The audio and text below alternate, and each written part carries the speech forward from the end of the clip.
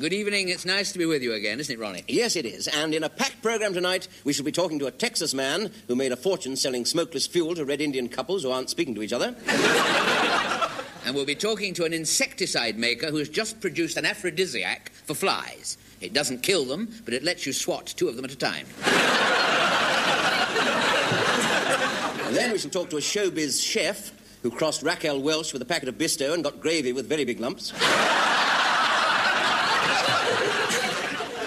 And also to a man who crossed Basil Brush with a cenopod and got a quick foxtrot.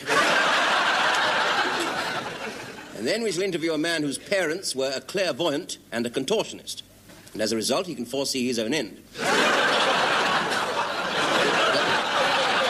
First, the news. A man who threw his mother-in-law into the crocodile pool at London Zoo has been prosecuted by the RSPCA. There was a disturbance at Hampton Court Maze this afternoon. A party of Irish trippers panicked when they couldn't find their way in.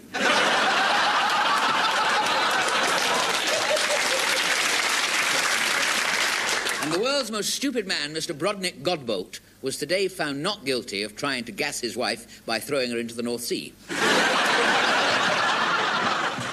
In the sketch that follows, Ronnie Corbett was to have starred in his own version of Jaws, but unfortunately, the goldfish died.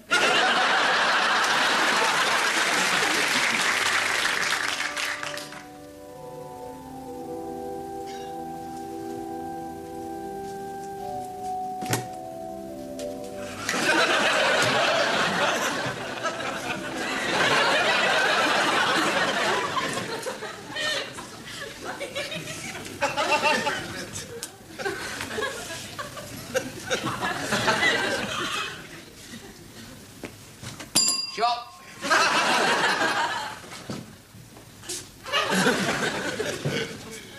May I help you, sir? Could be, John, could be. Take care of dead people, don't you, John? That is our sad duty, yes, sir. I'd like you to take care of one for me, if you would. Wooden overcoat job. Wooden overcoat, sir? Coffin, John. Coffin. I see. Could I have the name, please, sir? No names, no pet brew, know what I mean? Well, if I don't have the name of the person concerned... Oh, sorry, his name. His name, you mean? Understood, yeah. Scarlotti. Luigi Scarlotti. 2 eyes, only 1 ear. Never mind how he lost it or where I found the knife. It's not important, you understand? Could I have the date of death, sir? Well, very difficult for me to give you the date exactly. Well, just a rough date will do, sir. Well, we were thinking maybe next Saturday evening. Nobody... I beg your pardon, sir? Well, next Saturday, like, Bernard Manning on the telly, nobody awake, get my point? Am I to take it, sir, that Mr. Scarlotti is not yet deceased, sir? You got it in one. You're very clever, I like you a star. Yes, that's right. And that's where you come in, you see. As the undertaker, we'd like you to put the screws on. Put the screws on the coffin lid, you mean, sir? No, on Luigi. But we don't want anything elaborate. Nice, quiet affair, you know what I mean? Quiet affair? What do you mean, a quiet affair? Use a silencer. We don't want anything messy. See, he's a friend of ours. Nothing too ostentatious. Simple inscription on the wall, in blood. Nobody crosses Shorty Johnson and lives. It's just under... Wait a minute, that's a bit of a giveaway, isn't it? No, better use your name, I think. Nobody crosses W.F. Black and Son, funeral directors, and lives. I'm sorry, sir, if our sign outside has misled you. We merely bury people, sir. Bury them? Bury? Oh. Well, that's a little bit tricky, isn't it, eh? All right, bury him. Bury him. Bury him, safest way. Only be sure you have a gag in his mouth. We don't want all that screaming and hollering when you... No, sir, no. We only bury dead people, sir. Well, half an hour underground, there won't be much life left in him, will there? Look, sir, we are morticians. We just arrange funerals. We do not murder people, sir. Not even a bit? Not even at all, sir. It's £500 in it for you. I mean, Look, don't you think you're going about this in the wrong way, sir? I mean, have you stopped to think? Have you taken time out just to think for a moment of the wrong you are doing? I can see I haven't convinced you, have I, sir? Well, look, tell you what. Why don't you phone up our parish priest, eh? What for? Well, he does a very good line in Stakes Through the Heart, you see. No questions asked, catch on the nail. Just ask for Ricky the Rave. Come on, use my lord. Who shall I say told me then? Just say Harry the Hearse, but Harry you the on.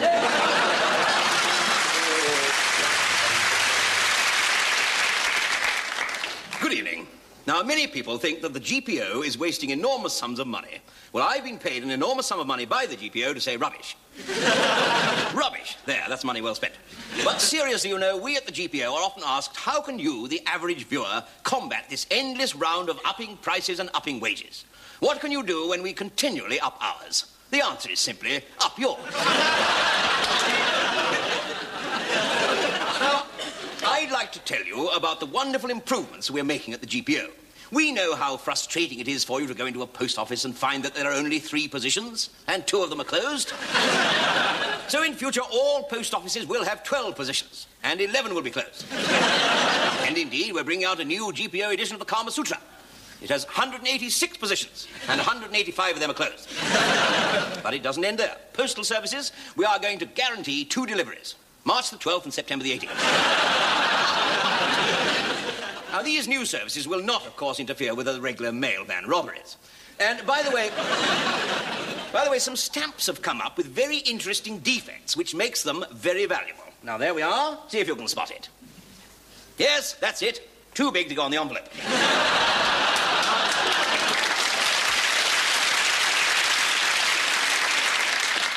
Telephones.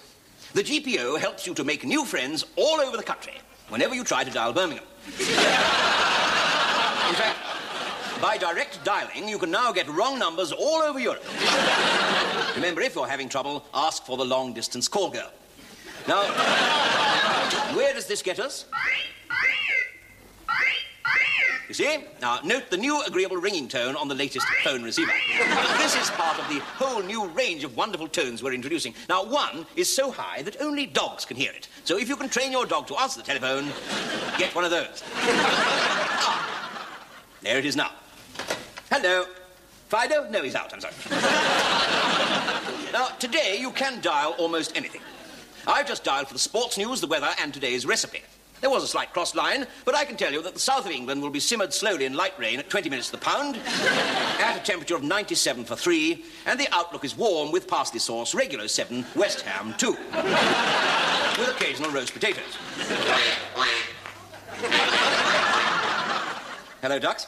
Yes, I told you not to phone me at work, ducks. But what about vandals? Well, we are introducing a new vandal-proof phone box. Now, here is a photo of some of them on Salisbury Plain. Here we are. Now, at any moment... Ah, yes. I've been expecting this call. This happens at the same time every night. Hello? No, I'm not wearing a frilly black nightie, you disgusting pervert. Try later tonight. By the way, this is the new GPO hammer. I'll tell you what it's for later. Now, parcels. Well, we take great care of parcels. If your parcel is breakable and precious, the GPO have to stamp it fragile. There we are.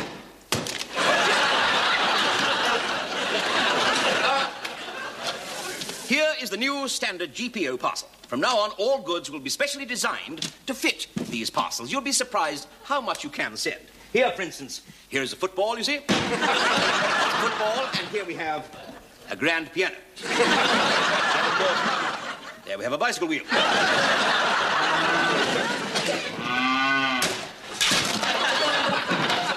That's the wife, silly cow.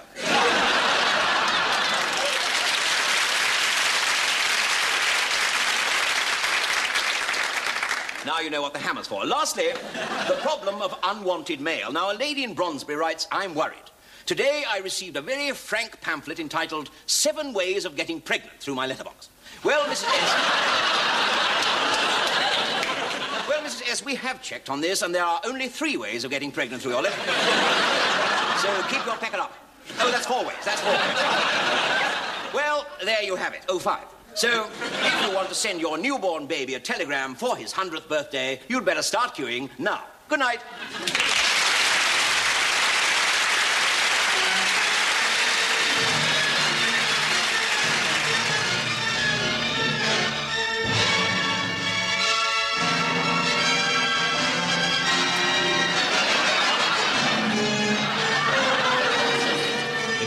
London continued to be outraged by terrible attacks and shocking confrontations during those dark autumnal days of 1898.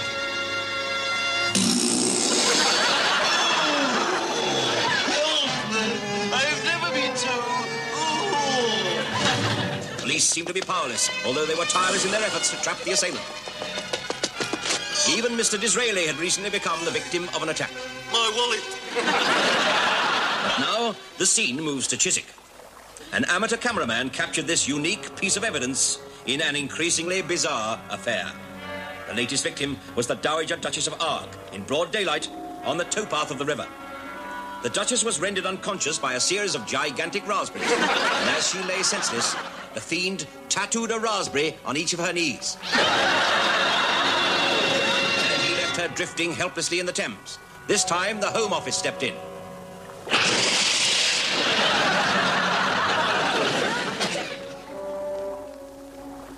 Scores of suspects were rounded up.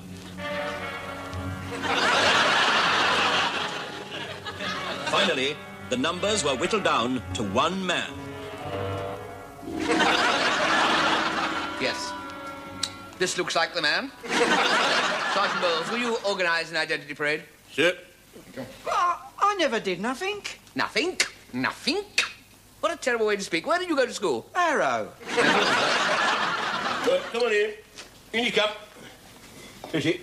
Over there. Sergeant Bowles, are they all genuine passers-by? No, I got them at Harrods, sir. Bowles, bring in the Duchess. Yes, sir.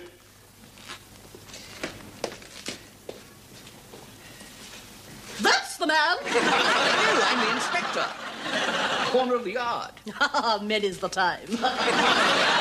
Before we proceed, Your Grace, I understand the fiend tattooed parts of your body. May we see them? Certainly. Bowles, assist her, Grace. Yes, sir. Oh, yes. Genuine raspberries. When I speak as a gardener. Right in the middle of the knee there, yes.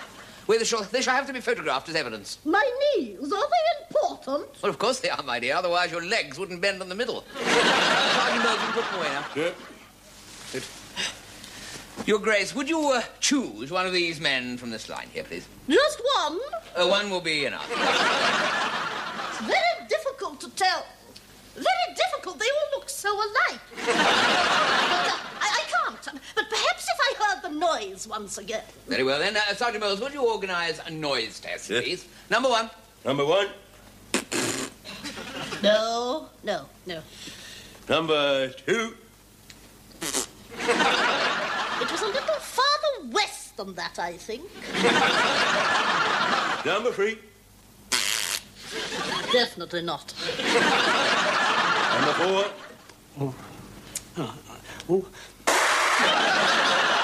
Not sure. Number four. Once more. Oh, really? Oh. This is a gross violation of individual liberty. Oh, dear, oh, dear, oh, dear. In the weeks that followed, the Phantom relentlessly continued his attacks on the aristocracy. Inevitably, the news filtered through to the darkest corners of the far-flung empire, including Buckingham Palace. Tempers were short, nerves were frayed in the royal household. On the morning of November the 12th, Edward VII, then Prince of Wales, was arguing with his royal mother, Queen Victoria.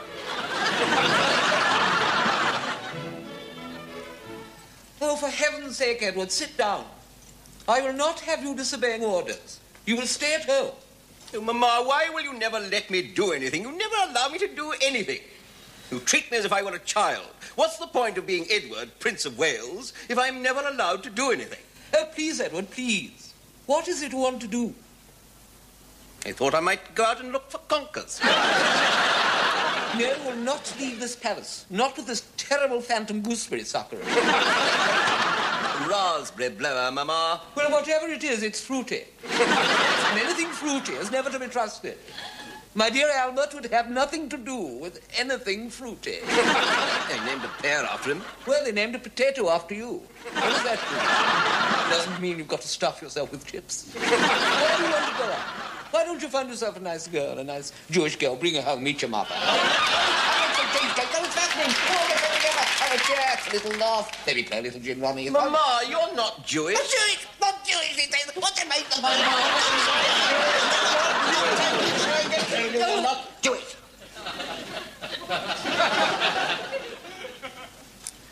I'm sorry, Edward. It's the effect of my mixed blood. What were you saying? The phantom raspberry blower, Mama. Oh, yes, Mr. Gladstone said it could be almost anybody. And almost everyone else says it could be Mr. Gladstone. Nonsense, just because he prowls around late at night talking to ladies of the street. What's wrong with that? Nothing. I think that's what I'll do. Now, what about this game? Oh, very well, very well. What do you want? Go on, bust me for a shilling. I've won your money. Come on, pay up. Edward, that noise, was that you? Yes, You? It can't be. What do you mean? What are you staring at me like that for, Mama? Answer me. Answer me. Is it possible? Could it be that our own Edward, Prince of Wales, is the dreaded monster? Someone so near to the dear Queen? If this is so, then nothing at all can stand in the way of the phantom raspberry blower of old London town.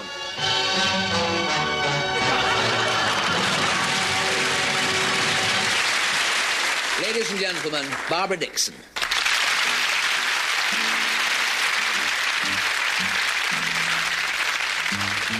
Day after day I'm more confused, but I look for the light through the pouring rain. I know it's a game that I hate to lose. I'm feeling the strain. Ain't it a shame? Oh, give me the beat, boys, and free my soul. I wanna get lost in the rock and roll and drift away.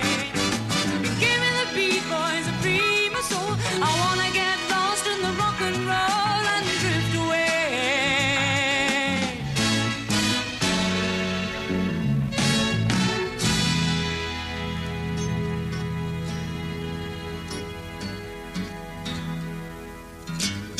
Beginning to think that I'm wasting time, and I don't understand the things I do. The world outside looks so unkind.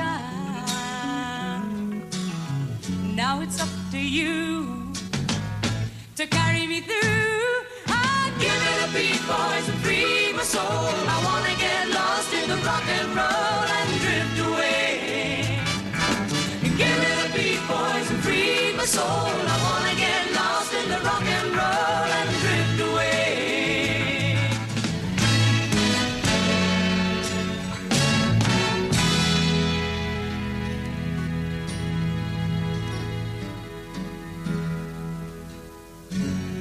When my mind is free, you know melody can move me. And when I'm feeling blue, the guitar's coming through to soothe me. Thanks for the joy that you're giving me. Now I want you to know I believe in the song, the rhythm, the rhyme, and the harmony. You help me along, you're making me strong. Oh, give me the beat, boys, and free my soul. I wanna get lost in the rock and roll and drift away. Oh, give me the beat, boys, and free my soul. I wanna get lost in the rock and roll and drift away. Oh, give me the beat, boys, and free my soul. I wanna get lost in the rock and roll and drift away. Oh, give me the beat, boys, and free my soul. I wanna get lost in the rock and roll and drift away. Oh, give me the beat, boys, and free my soul. I wanna get lost in the rock and roll and drift away. Oh, give me the beat, boys, and free my soul. I wanna get lost in the rock and roll and drift away.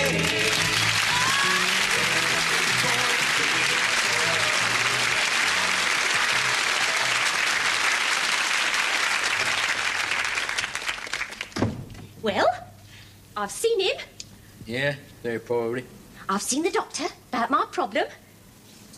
Suppose he told you to take 2 aspirins and call him in the morning if you weren't feeling any better, eh?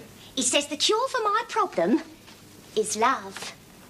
Well, that's a cure for everybody's problem. I mean, don't need a doctor to tell you that. He says I need to have love at least 7 times a week. How many? 7, at least. Well, put me down for 2.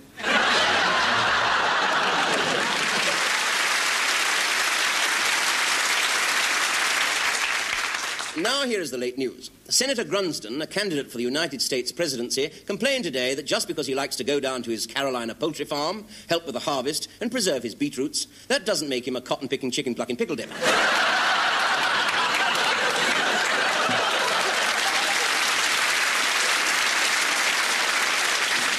Complaints were made following the chef's annual fancy dress ball last night. It seems a woman dressed in gooseberries and cream made improper suggestions to a man dressed in cake and sherry. She made a proper fool of herself and got a trifle excited. After a marriage lasting only 7 days, a newspaper editor's wife has filed a petition for divorce on the grounds that he is too small a type, she's become bored with his special features, and he refuses to give her a late-night extra. A man who broke into Bridget Bardot's bedroom and laid his hands on her jewellery has been found guilty, but insane. Now a sketch featuring Mr. Ronnie Corbett, who this year has made a lot of money on the greyhounds as a jockey.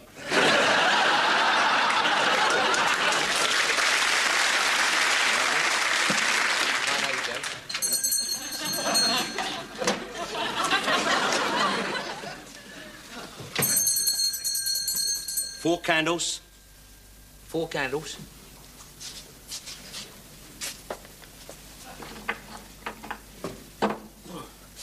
Here you are. 4 candles. No, 4 candles. Well, there you are, 4 candles.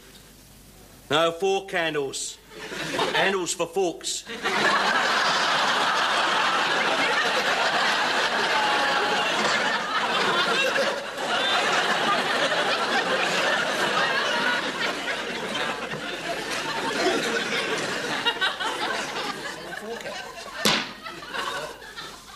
Got any plugs? Plugs? Yeah. What kind of plugs? A rubber one, bathroom.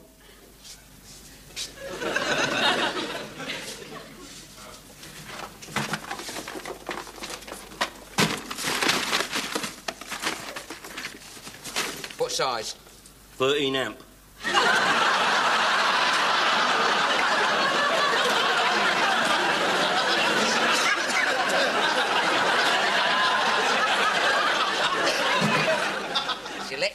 Electric bathroom plugs, you call them. Trade, electric bathroom.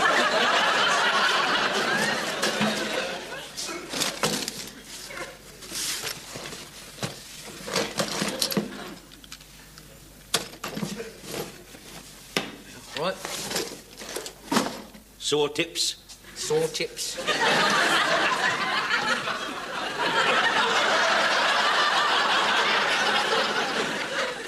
What do you want, ointment or something like that? No, saw tips, but covering the saws. Tips. Hose. No, we haven't got any.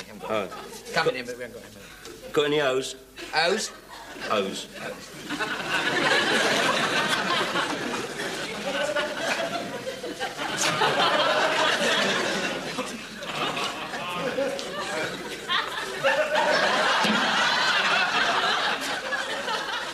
No hose. Hose?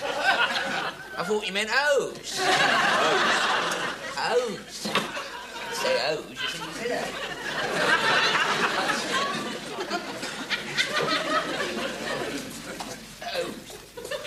Hose, you meant hose. No hose. Hose? What a... Oh, you mean pantyhose? Pantyhose? No, hose. Hose for the gate. Mon repose. Hose. Letter hose. Letter hose.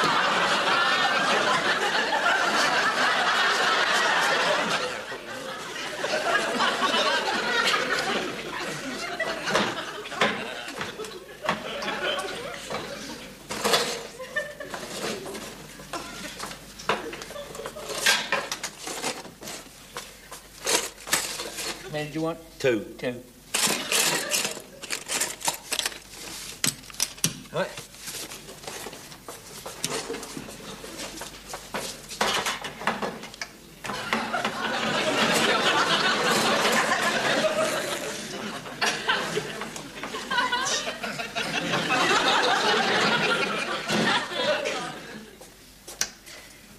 Yeah, next. Got any peas? Good's sake, why didn't you bleeding tell me that I'm upstairs? I'm upstairs already for that. You tell me bleeding there. I'm up and down the shop all the time. All the shop up and down the hill today. You must tell me when I'm planning things. I'm playing by the way. How many do you want? No, tins of peas.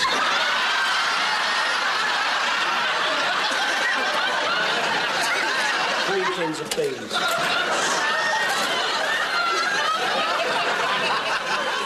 You're having me on, aren't you?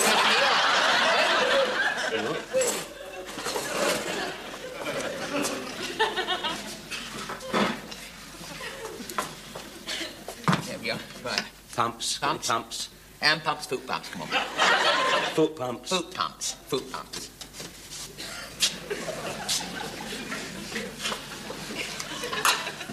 You see your foot pumps? Tidy up in here. I think so. There we are.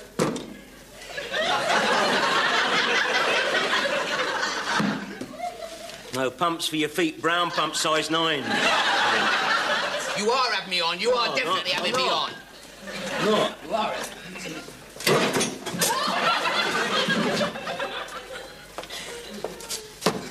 Washers? What, windscreen washers, car washers, dishwashers, floor washers, back scrubbers, lavatory cleaners, floor washers? Half-inch washers. Oh, tap washers, tap washers. Yeah. Look, I've had about enough of this. Give us that list. Make it all myself down here. What's this? What's that? Oh, that does it. That does have it. I've had just about enough of this. Mr. Jones, will you come out and serve this customer, please? I've just about had enough of this. Look at Scott on there. Look at Scott on there. Right. How many would you like? 1 or 2?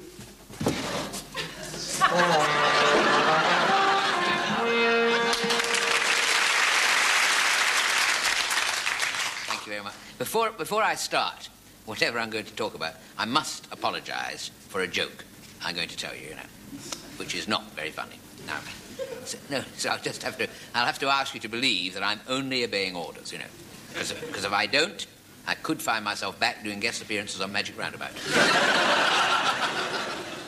And it can get pretty hot in that Dougal skin.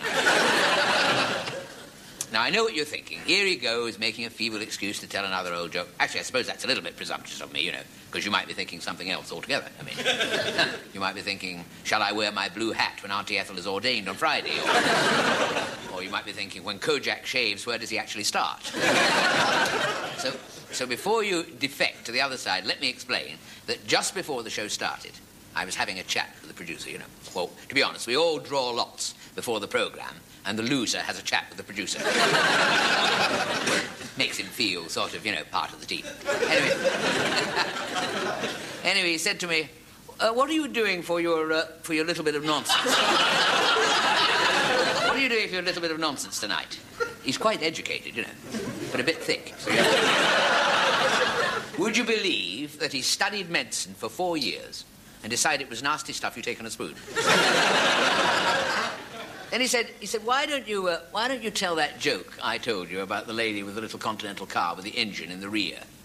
I said, well, frankly, Terry, I mean, I don't really think it's all that funny.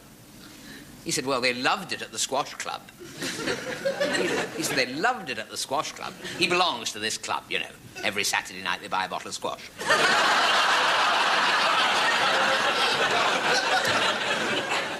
He said, if you know what's good for you, you'll do as you're told, he said. Remember, he said, you still have relations in Welwyn Garden City. So I am going to tell you a rather interesting little story about a housewife who has just bought one of those little Continental motor cars.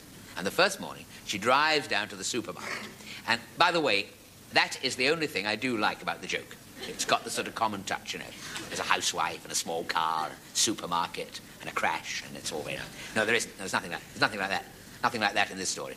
I'm mixing it up, actually, with the one about the lady driver, you know, who knocked over a dog that ran out into the middle of the pavement.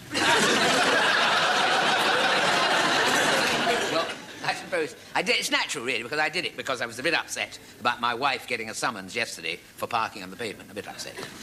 Actually, she wasn't parked on the pavement. She was passing a bus on the near side when she ran out of petrol.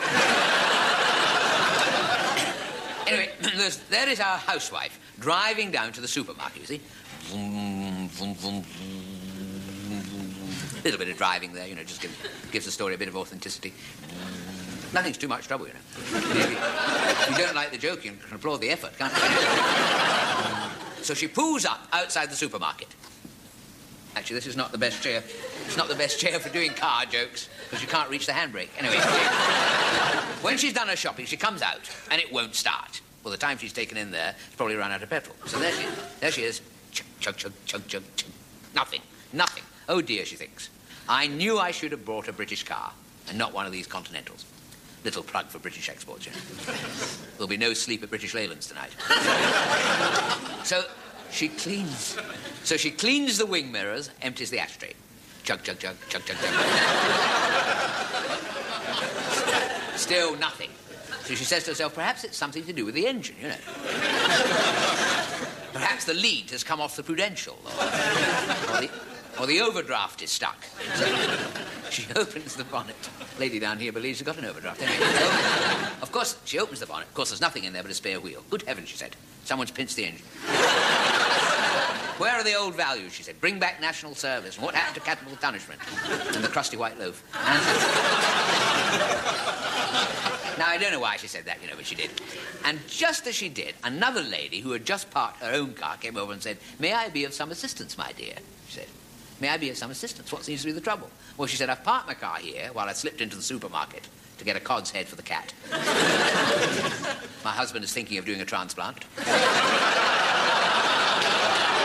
Upon my return, the car won't start. Well, when I opened the bonnet, there's no engine. Some miscreant has made off with the works." The other lady said, "Well, bless my soul. They'll take anything these days. My husband blames the Labour government. And the free orange juice." She said, "But don't worry, your troubles are over, because my car over there is exactly the same model as this one. And I have a spare engine in the boot. You can have that."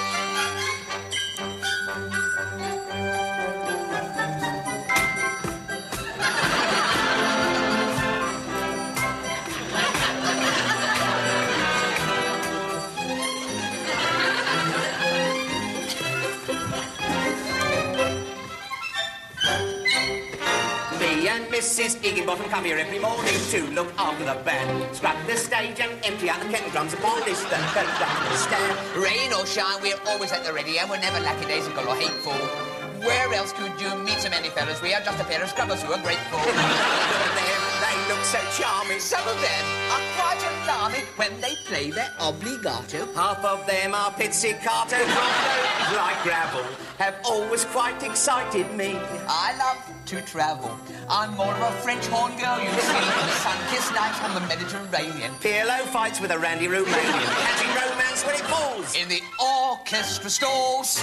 Me and Mrs. Igginbottom love it when we get put on these orchestra jobs. My first husband used to play the organ, so I've always quite liked twiddling knobs. I can claim no musical credentials connections, though. I used to have an uncle in the woodwind. Oh. But he would eat radishes for supper and was consequently not a very good wind. Every week, we worked till Sunday, have it off, then back on Monday, Wednesday, Thursday, Friday. Keeping the performance tidy. Sometimes there are times when I would like a go myself. I could make music with anyone off the bottom shelf. So when they go for their tea break... Here's the kind of sound that we make. Let the work go hang while we both have a bang.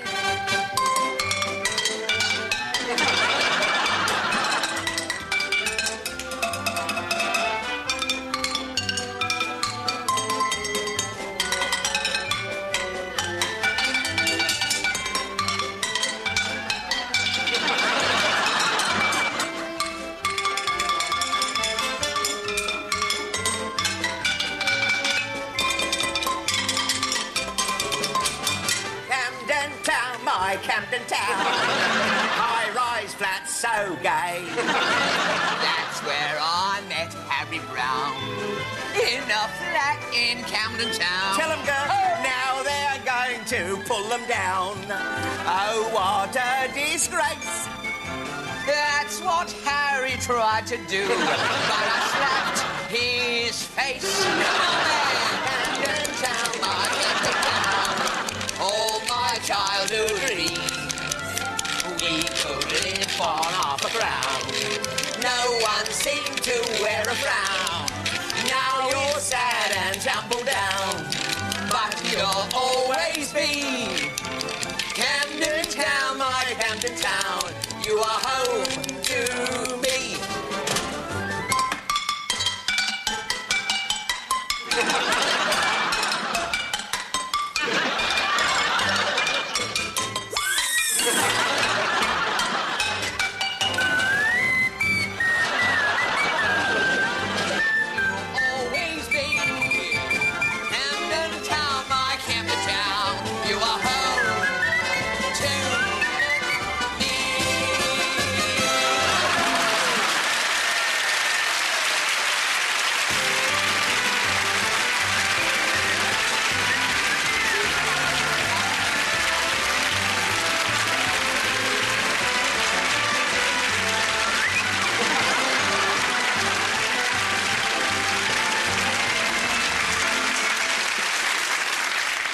Well, that's all for this week, but here are 2 items of late news. We've just heard that British Leyland strikers have been fitting silencers to motor horns, and now the cars don't give a hoot either. And we've heard from a very disappointed guest at the Charles Dickens Society's annual nudist weekend. He had great expectations, but it was a very bleak house, and everybody laughed at his little Dorrit.